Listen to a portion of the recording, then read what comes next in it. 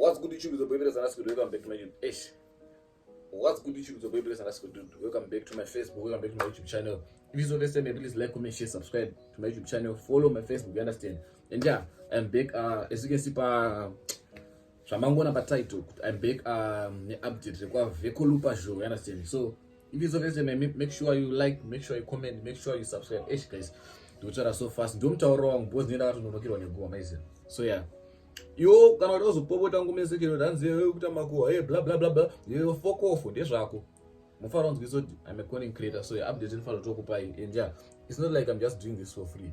Chatobhadharwa kupa guwa kwandete wo, so ndiri pabasa wakaitora zina basa pabasa pangu ndiri kumhanyisa. So yeah, let's get into it, you understand? So guys, update ripo so far ndiri kuti Vecco Lupa vachiri mumjeri vakasungwa and for real, and so far vanhu vaenda kunovaona Vecco Lupa takangoti kubva nezuro kuenda mufana vanonzi igwe ZW kana mchikuita mwanda zotedzera na moboys mavoice mwanda zotedzera ma celebrity mavoice nani chichichi and nezuro ndiyakaenda and ndiyakatipa chi update ndiyefta akatipa vlog achiende koko and yeah, who's calling me now? So guys, someone was calling me, you understand? So yeah, I was saying so far update report rate mona aenda so far koko akaenda so far kubva nezuro and igwe ZW and yeah, akavloga wachinoratidza kuti ndaenda kuona boss Vecco. Sorry, they don't have boss Vecco, and ndavaigirawo chingwa and ndavaigirawo drink, you understand? Semuna rimasero semuna nenzara what you understand?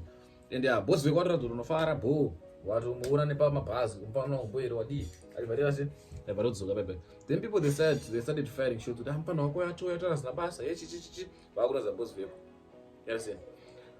Which is very bad. And yeah, but yeah, it seems like boss Vecco akaana kuboekana nazvo since atomuka akaisa chi repost vlog remufana wake rakaita achita se achinoona nezuro. Okay, tabe papo manje people were now throwing shots at Mabrijo. If you are a true friend kana boss Vecco ari boss wako chacho, why is it you usati waenda kunoona boss Vecco nanasi kubva kunosungwa? Because kubva boss Vecco paenda kunosungwa Mabrijo akangotenza anombonawaona anoita sese, and then Mabrijo abva achiti nini ini nasipo nana munogasa mapepa bla bla bla bla bla pera kadaro handitika. Then manje Nyathi Family chibva posta yakati takunoona boss Vecco, you understand? And then pana igwe yabva takunoona boss Vecco, if not mistaken afa ronga enda futi nasi. Then Mabrijo futi manje aibva posta ndakunoona boss Vecco, you understand? So yeah, now it seems like panika competition on what. So Nyathi Family ngati donoona boss Vecco chi behind the camera, pasina camera, you understand? Tongono like unoona saboso yedu, you understand? Unozomuri sei zvofamba sei nyaya yakafamba sei and chichakaitika this and that. As you can see pa screen pana ndozvaposto page pawo takunoona boss Vecco. So they were giving us updates kuti tafamba so tapinda mukombi taita sei tasvika KFC Kempton Park takutengera boss Vecco. Do last update so far ndinaro so far as I'm speaking right now, since ndonyazofambira nenyaya iyi ndabana ngoti andikamira kuti kuzotanga zvapera ke ndikupe stage by stage. So you keep on checking my updates, ndikupe my updates, understand, after this video but akunopa boss Vecco chikafu this and that. But manje to my surprise manje Mabrijo asviko Mabrijo aba andaposta video achina kuona boss Vecco abve papo aba posta video asvika police station. Hey vanhu maiti wasina boss Vecco, ngosinoona boss Vecco, I was busy, yeah, this and that. Like that was not necessary at all. I posted a video too, you understand? And then akbaita se akba posta manje page pake kuti anzi iso wangu chesina kufambira kunoona content. Let me show you the screenshot there. Anzi wangu chesina kufambira content, like now it seems like he's firing shots at Nyathi nempana boss Vecco. Because how can you say that kuti so atofambira content ngestangoezona Vecco?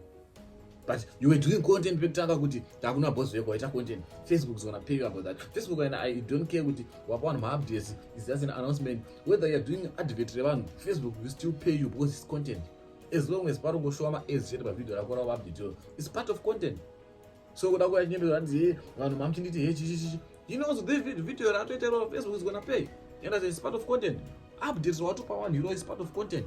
So what are you saying? That's wrong. Just no family content. It's that.